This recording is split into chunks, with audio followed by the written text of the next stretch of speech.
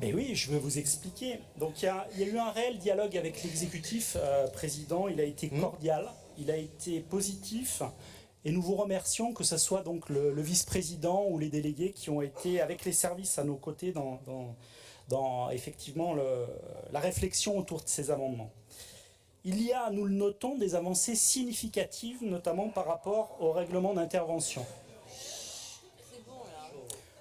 Un marqueur qui est important pour la santé des hommes et des écosystèmes, la sortie progressive des pesticides CMR qui nous est chère, vous le savez, et c'est un grand pas. Et nous vous remercions d'avoir effectivement intégré cette dimension-là. Mais malheureusement, on ne trouve pas tous les pesticides de synthèse comme nous vous le proposions.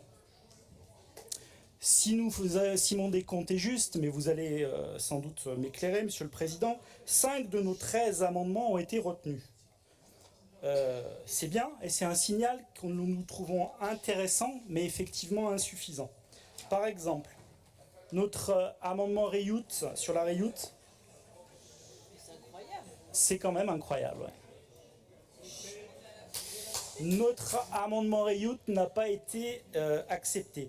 De même, notre proposition de mise à jour simplement de la cartographie pour avoir une vision diachronique un peu évolutive finalement de ce qui va se passer dans les prochaines années n'a pas été non plus prise en compte, et nous le regrettons. Ça aurait amené finalement de la dentelle dans nos territoires par rapport à l'état des masses d'eau. Effectivement aussi la priorisation par rapport au maïs. Alors rapidement, on n'a rien contre le maïs, c'est une plante tropicale. Stéphane, refais pas le match.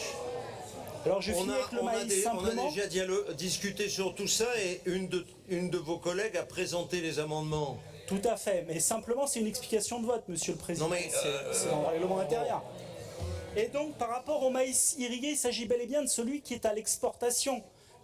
Et regardez, vous verrez ce que disent les scientifiques. Bon sang de bois. Regardez ce que disent les scientifiques concernant l'eau virtuelle notamment par rapport à tout ça.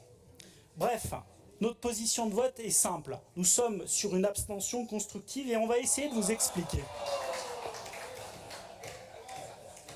Laissez-nous, on vous laisse évidemment, Président, le bénéfice du doute.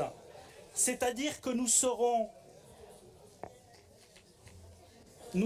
bienveillants, notamment dans la déclinaison de ce RI en commission permanente. Et nous irons regarder effectivement ce qui se passe. On jouera le jeu, sachez-le. Nous serons positifs, et c'est pour ça que j'ai parlé d'une abstention constructive.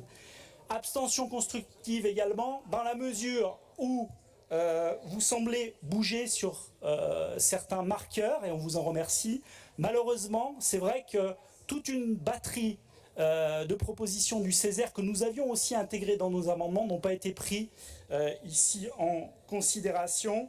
Donc une abstention constructive. On verra aux prochaines CP comment tout cela est pris en compte par l'exécutif. Merci, Monsieur le Président.